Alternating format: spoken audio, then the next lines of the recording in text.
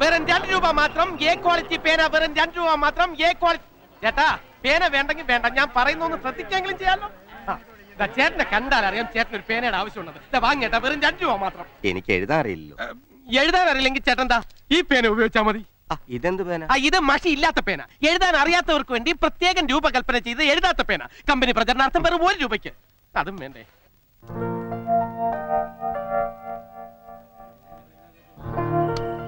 Hello ചേട്ടാ, ഞാനൊരു പേന കച്ചവടക്കാരനാണ്. ഇന്നത്തെ കച്ചവടം ഉദ്ഘാടനം ചെയ്യാൻ ഞാൻ താങ്കളെ സാധനം ക്ഷണിക്കുകയാണ്. ഒരു 2 രൂപ തന്ന് ഈ പേന വാങ്ങി കച്ചവടം ഒന്ന് ഉദ്ഘാടനം ചെയ്യണം. ഒന്ന് പോണം മിസ്റ്റർ. ഒന്ന് യാത്ര ചെയ്യണമെങ്കിൽ നിന്നെയൊക്കെ പോലത്തെ എത്ര എണ്ണത്തിനെ സഹിക്കേണ്ടത്? അത് ജീവിക്കാൻ വേണ്ടി. മറ്റുള്ളവരെ ശല്യപ്പെടുത്തിയാണോ ജീവിക്കുന്നത്? അല്ല, കച്ചവടമാകുമ്പോ അതിന്റെ താൻ മര്യാദക്ക് ഇറങ്ങി പോകുന്നോ അതാ ഞാൻ പിടിച്ചിറക്കണം? പിടിച്ചിറക്കാൻ ഞാൻ മണവാട്ടിയൊന്നും അല്ലല്ലോ. എങ്ങനെ? താൻ മണവാട്ടിയുടെ അച്ഛനും അല്ല പിടിച്ചിറക്കാൻ. കൂടുതൽ കളി വേണ്ട. ഞാൻ ആരും കോട്ടയത്ത് പോയിട്ടുണ്ട്. അത്രയ്ക്ക് ധൈര്യം ഉണ്ടെങ്കിൽ ഈ മൂക്കേലും തൊടാമോ?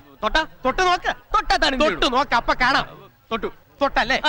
തൊടുകൊടോ തൊടും. നീ ആ സൈസാ. എ ക്വാളിറ്റി പേന 2 രൂപ. എ ക്വാളിറ്റി പേന 2 രൂപ. എ ക്വാളിറ്റി പേന 2 രൂപ. താൻ ചെയ്തത് ശരിയാ. ഇവന്മാരെ കൊണ്ട് സഹിക്കാൻ പറ്റാതിരിക്കായിരുന്നു. അവരെ കുറ്റം പറഞ്ഞിട്ട് കാര്യമില്ല ചേട്ടാ. അതെ, തൊഴിലില്ലായ്മ. തൊഴിലില്ലായ്മയാണല്ലോ നമ്മുടെ പ്രശ്നം. അത് പറയരുത്, അവിടെയാണ് തെറ്റ്. തൊഴിലില്ലായ്മയല്ല, അറിവില്ലായ്മയാണ് ഇവിടുത്തെ പ്രശ്നം. ഇപ്പൊ ആ പോയ ആളെ കണ്ടില്ലേ? അത് ഒന്ന് മറിക്കേ. അയാൾക്ക് യോജിക്കുന്ന 100-ലധികം സ്വയം തൊഴിലുകൾ ഇവിടെ ഉണ്ട്. നല്ല വരുമാനം ലഭിക്കുന്ന നല്ല 1-ാം തരം തൊഴിലുകൾ. അതിന് അയാൾ നേരെ ചെല്ലേണ്ടത് കളക്ടറുടെ ഓഫീസിലേക്കാണ്. പക്ഷേ അവിടുത്തെ ശിപായി പറയും കളക്ടർ സാറിന് ഇപ്പൊ കാണാൻ പറ്റില്ലെന്ന്. അതും കേട്ട് ചുമ്മാ തിരിച്ചു പോരരുത്.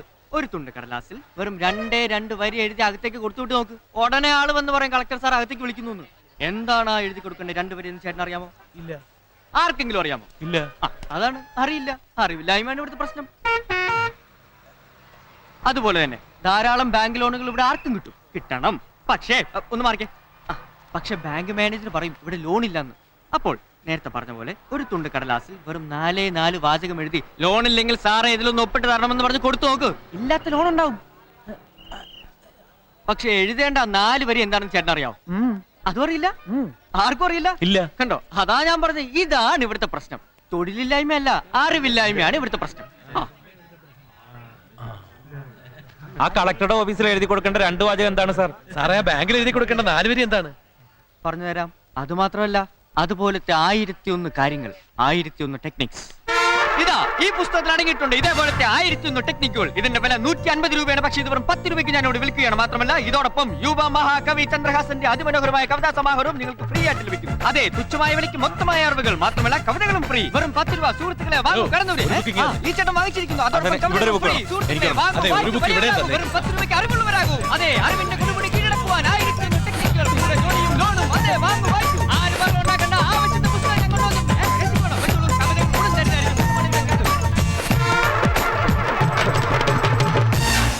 എടാ കള്ള സുവറേ, മേലാൽ ഈ സൈസ് നമ്പരുമായിട്ട് ഈ ബസ് സ്റ്റാൻഡിൽ കണ്ടാലുണ്ടല്ലോ ഇടിച്ചതിന്റെ ടെക്നിക്ക് ഇറക്കും.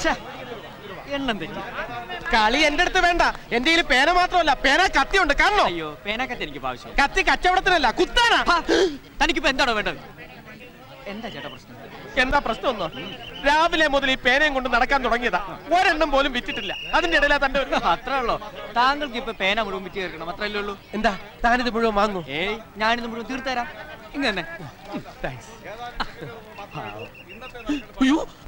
ഞാനും കൂടെ ജോയിൻ ചെയ്യാം. വേണ്ട വേണ്ട, ഇത് ഞാൻ ഡീൽ ചെയ്തോളാം. താൻ ഇവിടെ നിന്നാ മതി. സുഹൃത്തുക്കളെ, ഇതാ ഒരു പേന. ഈ പേന ഫ്രീ ആണെന്ന് പറഞ്ഞാൽ നിങ്ങൾ ആരും വിശ്വസിക്കില്ല എന്ന് എനിക്കറിയാം. പക്ഷേ ഇത് മേടിച്ചു വാങ്ങിച്ചൊന്ന് എഴുതി നോക്കൂ. ഇത് തികച്ചും ഫ്രീ ആണ്. സൗജന്യമായിട്ടൊരു പേന. കാശ് വേണ്ട, ഒറ്റ പൈസ വേണ്ട. തികച്ചും ഫ്രീ, ഒറ്റ പൈസ വേണ്ട. 100% ഫ്രീ. അതെ, വാങ്ങൂ. ഇന്ന് അച്ചേട്ടൻ വെച്ചോളൂ. എല്ലാവർക്കും തരാം. ആരും ബഹളം ഉണ്ടാക്കരുത്. അയ്യോ, ഞാൻ പറഞ്ഞില്ല, 1 by 1 ആയിട്ട് മേടിക്കുക. ഇത് തെളിവാശാനെ. ഇത് തെളിയുമെന്ന് തെളിയിച്ചിട്ടാണ് ആശാനെ ഞാൻ ഈ തെളിഞ്ഞ മുഖവുമായി ഞെളിഞ്ഞു നടക്കുന്നത്. എന്റെ ആത്മാർത്ഥത ആരും ചോദ്യം ചെയ്യരുത്. പ്ലീസ്, ഈ പേന മേടിക്കൂ. മേടിക്കാൻ കഴിയത്തണില്ല. പേടിക്കണ്ട, പേന തീർന്നു പോയാൽ പേന കത്തിയുണ്ട്, അതും ഫ്രീ. ഇപ്പൊ വരാൻ ചേട്ടാ. ഇപ്പൊ തീർത്തരാം കേട്ടോ. തീർത്തിട്ടെങ്കിൽ വാ, അപ്പൊ കാണാം. പിന്നെ കാണണം. കിട്ടാത്തവർ കടന്നു വരൂ. ഇനി വെറും 5 പേനകൾ മാത്രം. അതെ, അതും തീർന്നിരിക്കുന്നു. ഇരിക്കൂ ഇരിക്കൂ. സ്നേഹിത, നിങ്ങളുടെ കയ്യിൽ ഇപ്പോൾ എന്താണ്? പേന. വെറും പേനയല്ല, പണം കായ്ക്കുന്ന മരം, പണം ഉണ്ടാക്കി തരുന്ന മിഷ്യൻ. ഈ പേന നിങ്ങൾക്ക് ഇപ്പോൾ 167 രൂപ ഉണ്ടാക്കി തന്നിരിക്കുന്നു. എങ്ങനെയാണെന്ന് അറിയണ്ടേ? നിത്യജീവിതത്തിൽ നിരവധി വിജയങ്ങൾ സമ്മാനിക്കുന്ന 1001 കുറുക്കുവഴികൾ അടങ്ങിയ 1001 ടെക്നിക്സ്. 150 രൂപയുടെ ഈ പുസ്തകവും 30 രൂപയുടെ ഈ കവിതാ സമാഹാരവും നിങ്ങൾക്ക് വെറും 15 രൂപയ്ക്ക് ലഭിക്കുന്നു.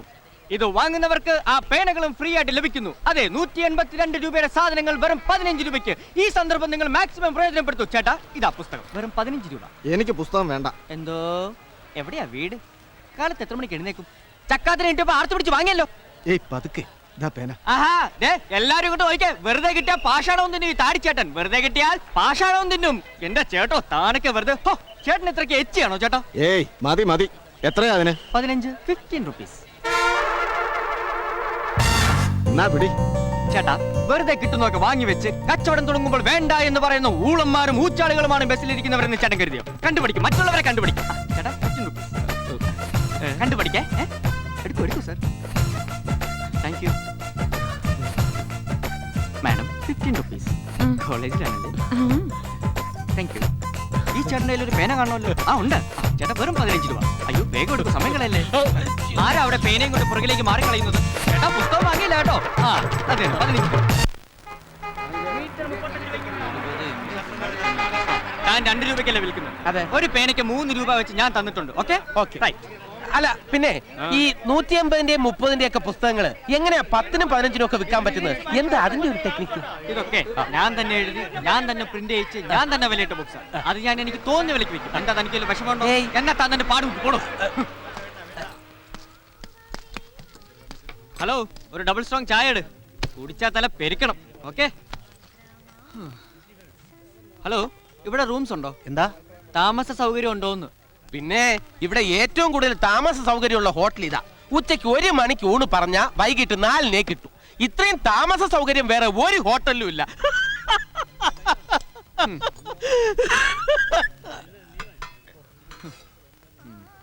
എന്റെ പേര് പങ്കജാക്ഷൻ. എന്താ തന്റെ പേര്? ചന്ദ്രഹാസൻ. ചന്ദ്രഹാസന. എന്താ? നല്ല ബെസ്റ്റ് പേര്. തന്നെ സമ്മതിച്ചിരിക്കുന്നു. ഇത്രയും കാലത്തിനിടയ്ക്ക് ഇത്രയും ബുദ്ധിശക്തിയും ഇത്രയും സ്മാർട്ട്നെസ്സും ഉള്ള ഒരു കച്ചവടക്കാരനെ ഞാൻ ആദ്യമായിട്ട് കാണുക. താങ്ക്സ്. പിന്നെ ഹോട്ടലിലൊക്കെ താമസിച്ച് എന്തിനാ കാശ് വെറുതെ കളയുന്നത്? താമസിക്കാൻ ഒരിടം ഞാൻ ഏർപ്പാടാക്കി തരാം. എങ്ങനെ? ഇവിടെ അടുത്ത നല്ല ബെസ്റ്റ് സ്ഥല. നോക്കിക്കോ, സ്വിച്ച് ഇട്ടാ ഉടനെ ഇവിടെ ലൈറ്റ് എത്തും. കണ്ട, ഇതാണ് ബെഡ്റൂം. ആഹാ, ഇവിടെ എല്ലാ സാധനങ്ങളും ഉണ്ടല്ലോ. ഫർണിഷ്ഡ്, അടുക്കളയിലും എല്ലാ സാധനങ്ങളും ഉണ്ട്. അത് കൊള്ളാലോ. കൊള്ളൂല്ലാത്ത സ്ഥലം ഞാൻ ഏർപ്പാടാക്കി തരുമോ? വാടകയൊക്കെ കുറവാണല്ലോ അല്ലേ? വളരെ ചീപ്പാ, കുഴപ്പമില്ലല്ലോ. ഓക്കെ, ഇങ്ങനെ ഒരു സ്ഥലം ഏർപ്പാടാക്കി തന്നതിന് വളരെ നന്ദി. ഓ, അതൊന്നും അത്ര വലിയ കാര്യമില്ല. മറ്റുള്ളവർക്ക് ഉപകാരം ചെയ്യുന്നതിന്റെ ഒരു വീക്ക്നെസ് ആണ്. അപ്പൊ okay, good night. Okay, good night. പിന്നെ കൂടുതൽ കാറ്റ് വേണമെങ്കിൽ ആ ജനൽ അല്പം കൂടെ തുറന്നിട്ട്. Oh, yes. Good night. Oh, good night. തുറന്നിട്ട ജാലകങ്ങൾ അടച്ചോട്ടെ. അയ്യോ, താൻ പുറത്തിറങ്ങിയില്ല. തൂവൽ കിടക്കുകൾ വിരിച്ചോട്ടെ. എന്താ? എന്താ? അല്ല, എന്താ? ഒന്നുമില്ല. എനിക്കൊന്ന് കിടക്കണം. കിടന്നോളൂ. Good night. അല്ല, പങ്കം പോയിക്കോളൂ. ഞാനെവിടെ പോകാൻ? പങ്കിന് വീട്ടിൽ പോണ്ടേ? ഇതാണ് എന്റെ വീട്. ഇതല്ലാതെ വേറെ എനിക്ക് വീടില്ല. അല്ല, ഇത് എനിക്ക് വാടകയ്ക്ക് തന്നു എന്നല്ലേ പറഞ്ഞത്? അതെ, പക്ഷെ തനിക്ക് ഞാനിത് വാടകയ്ക്ക് തരുന്നതിന് മുമ്പ് വേറൊരാൾ എനിക്കിത് വാടകയ്ക്ക് തന്നുപോയി. കുഴപ്പമില്ല, താനിതിന്റെ വാടക കൊടുത്തോ, പ്രശ്നം തീർന്നില്ലേ? എന്തായാലും നമ്മൾ ഒരുമിച്ച് ബിസിനസ് ചെയ്യുന്നത് കൊണ്ട് ഒരുമിച്ച് താമസിക്കുന്നതാണ് നല്ലത്. എന്തോന്ന്? നമ്മൾ ഒന്നിച്ച് ഇന്ന് തന്നെ നമ്മൾ ഒന്നിച്ച് ബിസിനസ് ചെയ്തില്ലേ?